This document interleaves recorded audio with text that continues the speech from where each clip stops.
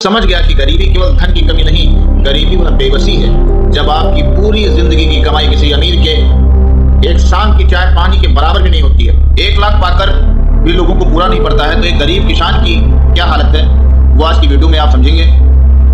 समाज की विडंबना को दर्शाती है ये कहानी। जेठ की दोपहरी थी, सूरज आग बरसा रहा था, लेकिन रामदीन के माथे पर पसीने की बूंदें गर्मी से नहीं बल्कि घबराहट से थी। उसके कुर्ते की जेब में एक पुराना मटमैला सा लिफाफा था। उस लिफाफे का वजन रामदीन की पूरी जिंदगी के वजन के बराबर लग रहा था। उसमें 1 लाख रुपए थे।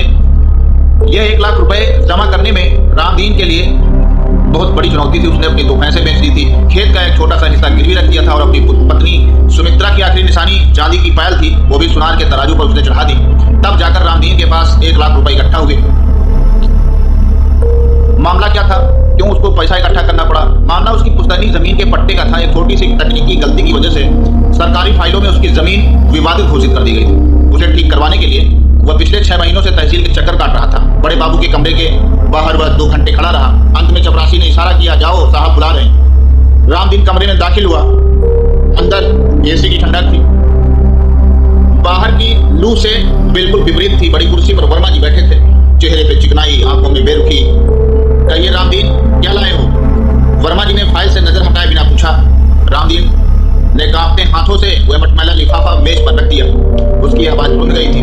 साहब 1 लाख रुपए हैं, जैसे तैसे जोड़े हैं साहब, मेरे पास और कुछ नहीं बचा, बस मेरे खेत बचा लीजिए, मेरे बच्चों का पेट उसी से भरता है साहब। वर्मा जी ने लिफाफा उठाया, उसे टटोला जैसे सब्जी मंडी में कोई आलू प्याज टटोलता है। फिर उन्होंने लिफाफा वापस मेज पर पटक दिया। चेहरे पर एक अजीब सी हंसी थी, तिरस्कार वाली। अरे रामदीन, वर्मा जी ने पान चबाते हुए कहा, तुम किसान लोग भी ना जमाने के साथ नहीं चलते हो। के दौर में 1 लाख रुपए की क्या बात है? इससे तो मेरे घर का 2 महीने का राशन और गाड़ी का डीजल भी पूरा नहीं होता रामदीन, और तुम चाहते हो कि इसमें मैं तुम्हारा इतना बड़ा काम कर दूं?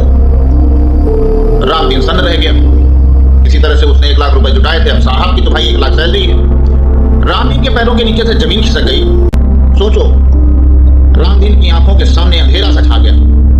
उसने बुझे हुए स्वर में कहा, साहब यह 1 लाख मेरे लिए महज कागज के टुकड़े नहीं है साहब, इसमें मेरी पत्नी की आंखों की नमी और मेरे बच्चों की टूटी हुई उम्मीदें हैं। अगर यह आपको कम लग रहे हैं तो शायद मैं पूरी जिंदगी पैसे जुटा करके भी अगर आपको दूंगा तो यह चवन्नी के बराबर होगा। वर्मा जी ने झल्लाते हुए घंटी बजाई।